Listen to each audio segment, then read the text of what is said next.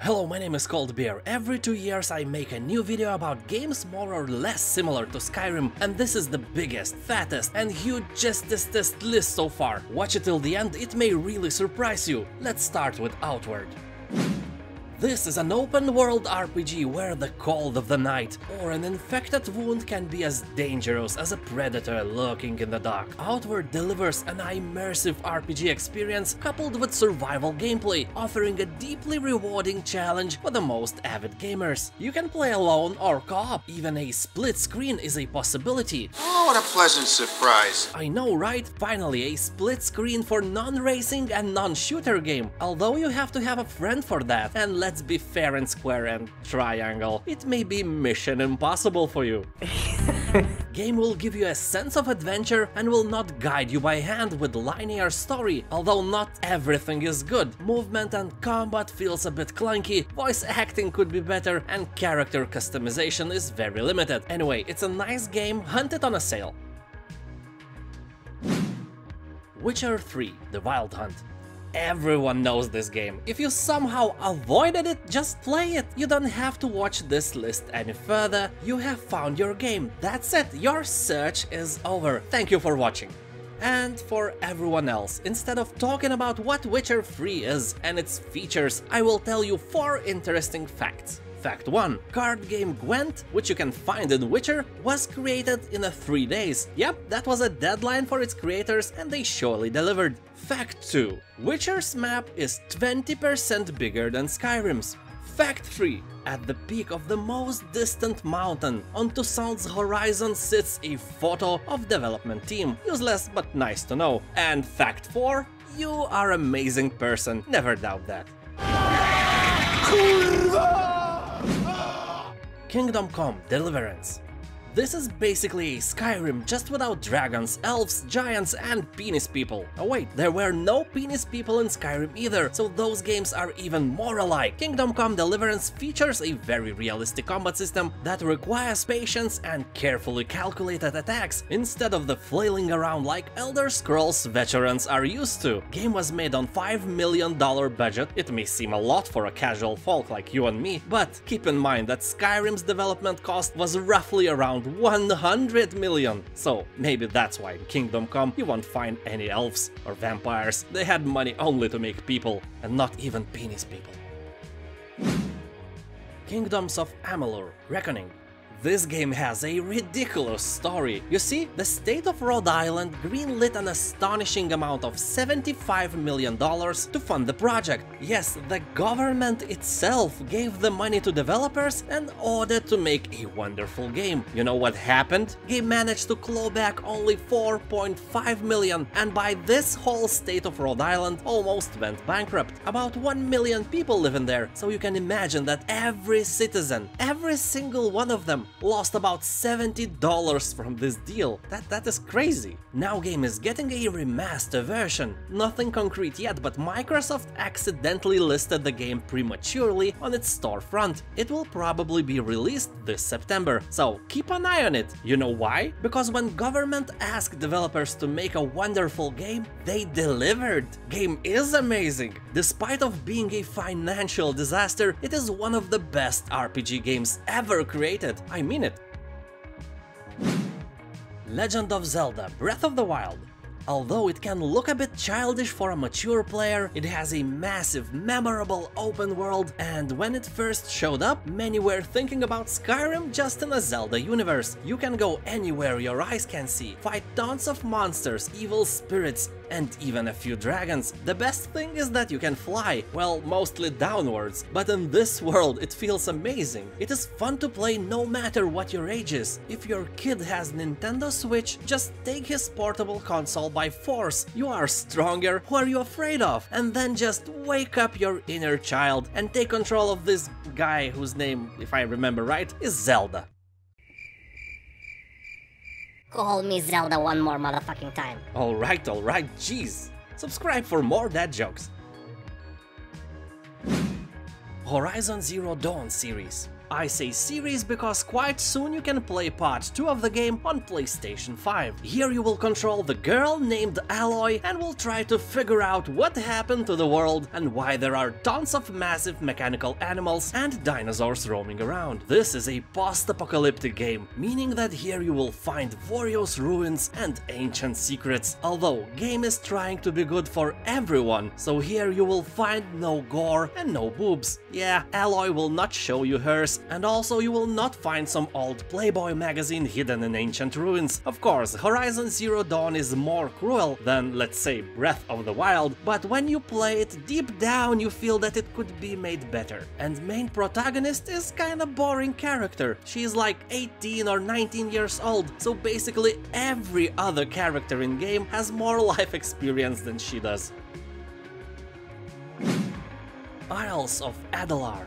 This is an open-world fantasy RPG that can be played in first or third person. Actually, this game reminded me of Morrowind very much. In my opinion, one of the most important things in the Elder Scrolls universe is that you can actually pick up items from the world and then put them into your inventory. If you see roll of cloth, shield, vodka or skooma bottle on the table, you can actually pick it up, and you can do the same here in Isles of Adalar. It is an indie game, so don't expect AAA quality from it, like you never expect moonshine you have bought from the shady dealer to be as good as Swedish or Lithuanian vodka. I tried to play the demo version, you can find it on Steam, and in my opinion it was quite good. Well, it had many problems like terrible fish-eyed field of view. You can constantly feel that something is off no matter how you adjust it. It feels like some VR game was made not to be VR anymore. Anyway, I have high hopes that something really cool will hatch and then crawl out from this a bit ugly duckling one day. Greedfall. Explore uncharted new lands as you set foot on a remote island seeping with magic and filled with riches, lost secrets and fantastic creatures. Here you can complete quests and objectives in multitude of different ways, through combat, diplomacy, deception or even stealth. Also, you will be given complete freedom in character progression, customize your appearance, freely choose your abilities, spells and skills, and play as male or female. Sadly, you can't play as Ladyboy, and there is no vodka bender class. So if you had high hopes when I said complete freedom, now I just shattered them. I'm sorry. Although most of the people find this game good, I should mention that Greedfall is very grindy. Also, you can feel the lack of enemy variety, and it has terrible face animations. It feels like they are made out of rubber and someone is just pulling the strings to make them smile or open their mouths. Rubber, yeah, exactly how it looks like. Although, if you think about that, that's not the worst material they can be made of. Nevertheless, in my opinion, this game is strong 8 vodkas out of 10, but definitely not a masterpiece. Gothic series. What can I say? Gothic games are great, from the first Gothic game released in 2001 to the last spin-off released in 2010 and named Arcania. Those open-world RPGs have immersive stories, original worlds and gameplay that pin you to your chair better than vodka. Even now you can download various graphic enhancement mods so they look shiny as new. So, if you played all the good old games and never heard the news, now you may think, what the hell am I showing you now? It's definitely not the old good games, no matter how many graphic enhancement mods you will install. Well, that is true, in a way, because Gothic Remake is happening, and this is a video from its gameplay. THQ Nordic has confirmed its intention to make a full Gothic remake after the recently released playable teaser proved popular. If you own any Gothic or any Piranha Bytes game in general on Steam, you can try this demo version of remade Gothic by yourself absolutely free. Risen series. Same developers as Gothic, similar gameplay, but a bit less love from the players. There are 3 games released in 2009, 2012 and in 2014 accordingly. First game has the best reviews and third one has even a little bit of hate, because it really has a bit boring plot and somewhat watered down gameplay to suit Xbox and PlayStation 3 bad animations and graphics. But to be fair, even Elder Scrolls Oblivion had problems problems because of that back in the day, and now it is considered a masterpiece, at least by me. So it's probably best to decide by yourself if you like the games or not. Add them to your wishlist, wait for a sale, and test it out. Might and Magic series.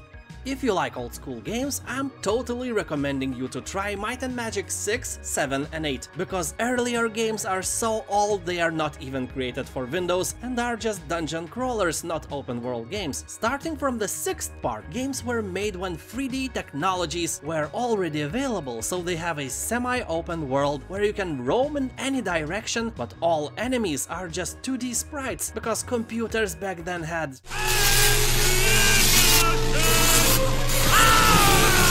Nope, quite the opposite. They were extremely limited and lame. You had to have 32 megabytes of RAM to run Might and Magic 6 smoothly. The same amount was required for, in example, Half-Life that was released in the same year, but Half-Life wasn't open world, so it could make better graphics and smaller environments, and PCs were still able to run it without twitching and melting. If you can live with that, I can promise you that in those games you will find absolutely amazing plot and feeling of adventure. If you are a fan of Heroes of Might and Magic games, here you will find same monsters and characters, which is super cool, at least it was for me. Although, avoid part 9, because it was created fully in 3D and it looks ugly. They had to sacrifice almost all the feeling of open world because of that, so it even plays ugly. I have finished the game back then, found some cool moments, but I can't recommend it. You know, it's like vodka, but instead of a bottle, you have a plastic bag, and instead of a glass, you have your own palms. So you pour this vodka on your palms and lick it. This is exactly the feeling when you play Might and Magic 9. It's a good thing story-wise, but everything else is extremely wrong. And also, you may try Might and Magic 10, which is quite a new game, released in 2014 and powered by nostalgia, but it is more like old school dungeon crawler than a semi-open world game, because it is based on those older Might and Magic games.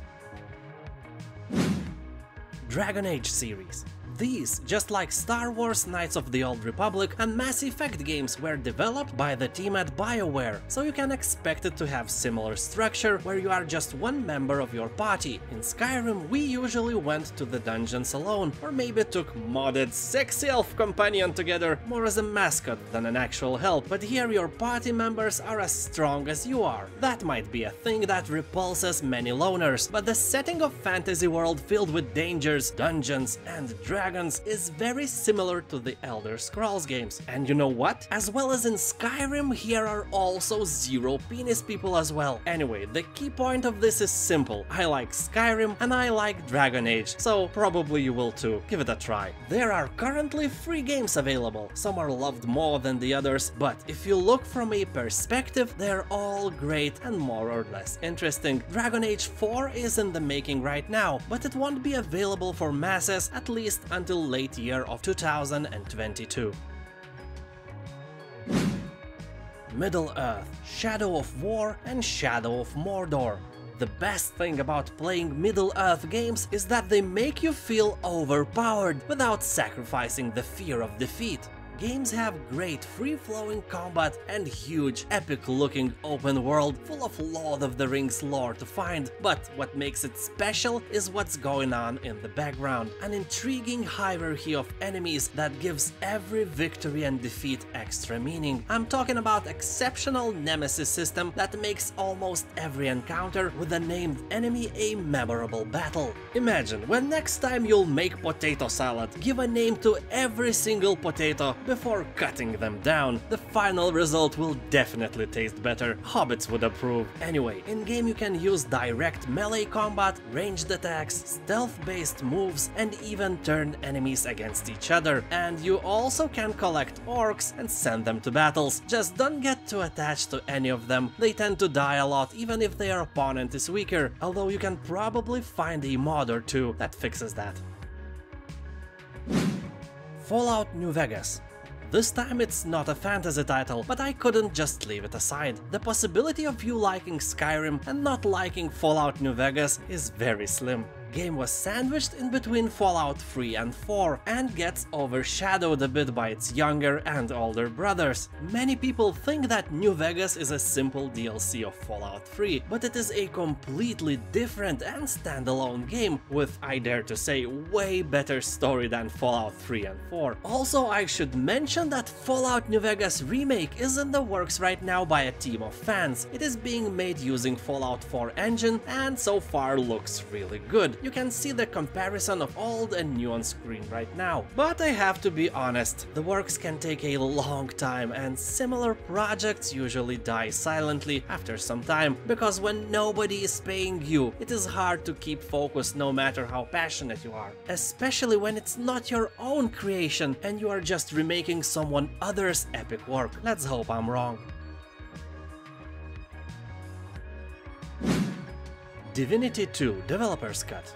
Here you can climb high and vaporize all that stands in your way as you strategically use both your human and dragon forms to defeat the enemies and become the ultimate Dragon Knight. Developer's Cut includes the Ultimate Edition of Divinity 2, good for more than 100 hours of gameplay, as well as the brand new developer mode where you can play as any creature you like. Yeah, here you can play the original version or experience the game like the designers did and fool around with console commands. Ever wanted to test your new skills on a horde of 100 goblins? Go for it! Ever wondered what it would be to explore the game world in the disguise of troll or goblin? Well, there you go. Discover a whole range of spectacular developer commands and feel like a real wizard. Game has very positive reviews on Steam, and despite the age, it is still very good looking. Not like you and me, my friend. Crimson Desert. This is a very good looking open world game made in South Korea. It is not released yet, but I think it has to be on this list. Here you will journey through a vast realm fractured by conflict, a cold and callous deserts and breathtaking cities. Game is open world, but it is also MMORPG.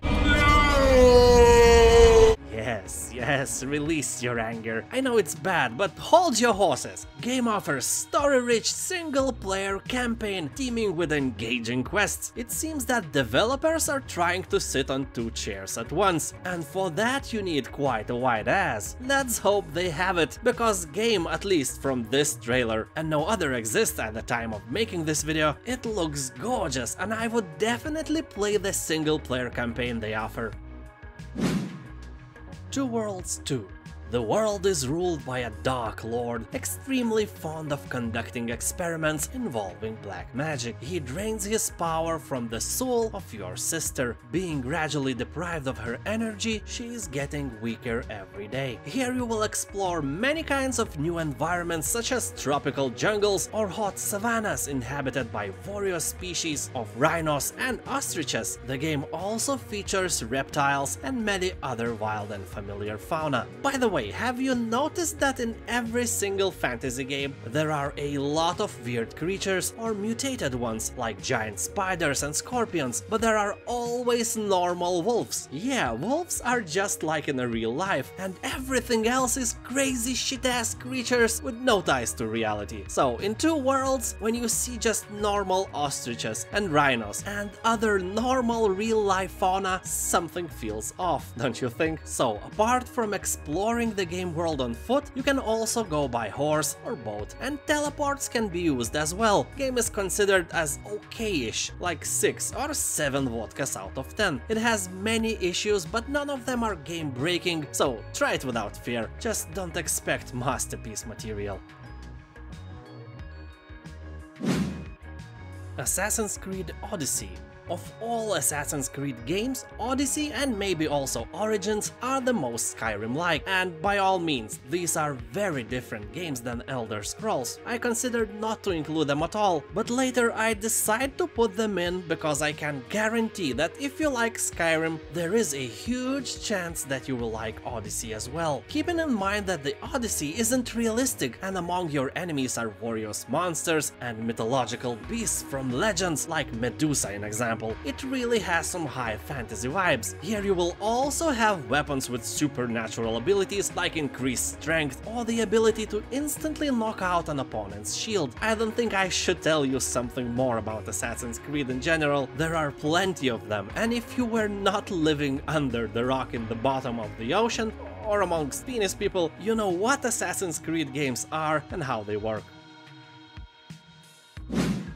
Bound by Flame. This is a heroic fantasy RPG that has you playing as a mercenary possessed by a demon. Okay, to make this boring official description more fun, let's change every demon word with vodka. Let's start again. This is a heroic fantasy RPG that has you playing as a mercenary possessed by vodka. In the grasp of vodka, you must choose between the vodka within you and your humanity. Should you choose the latter, you must repel the vodka's influence and develop truly heroic skills. As dangers and enemies close down on you, always more fearsome and terrifying, you will be tempted to yield a bit more of your soul to the vodka in order to gain more power, and as the vodka gains more of your soul, your physical transformation becomes more obvious. Depending on your choices and your relationship with vodka, the chapters offer different experiences, quests, and scenarios. The real-time battles are both dynamic and quite impressive. If you start your adventure by mastering the basics of combat, assassination, and eventually fire magic, you can later specialize by unlocking and improving many skills that you will use in each of the 3 talent trees. Title has some annoying bugs and quite terrible voice acting, but in general, it's an okay game to try. Mount & Blade II: Bannerlord. Explore, raid and conquer your way across the vast continent of Calradia, making friends and enemies along the way. Raise your own army and lead it to battle, commanding and fighting alongside your troops in the thick of the action. Remember battles between Imperials and Stormcloaks? Here you will find way another level of that. So slay your foes using the game's deep and intuitive combat system that is easy to learn but difficult to master. Just like sex, ask penis people, they will confirm. Anyway, keep in mind that Bannerlord is an early access, so it can be buggy, glitchy and not finished. Despite of that, game is proud owner of very positive reviews on Steam. One reviewer named Masky said that this game is like falling into a very deep well. Once you fall in, you are never getting out. Was he imagining a well of vodka? Oh well, we may never know. And now I want to share with you the most interesting thing about Skyrim I have found recently.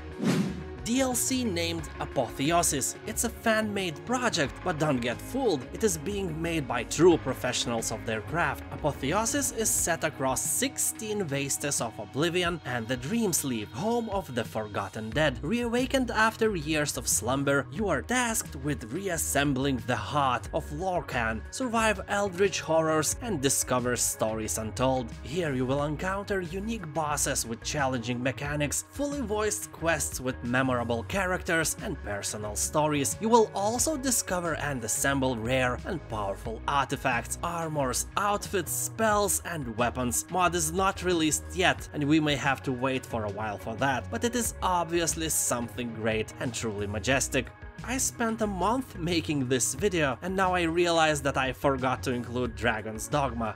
Whatever, at least I have mentioned it. It's a nice game, always on sale, and I hope that you already tried Morrowind and Oblivion, because I haven't included these in the list for being too obvious. Thank you for watching. Now it's the time for you to subscribe or penis people will kidnap you one night and convert to one of them. And if you do subscribe, you will help me a lot, and by clicking that bell button at the same time, you will not miss any cool videos I produce. Also, you can support my channel and make my living in Eastern Europe easier by pressing join button here on YouTube or in Patreon. Both YouTube and Patreon supporters are getting various benefits, including supporter-only videos I make every month especially for them. And now have a nice day and I'll see you next time. Bye.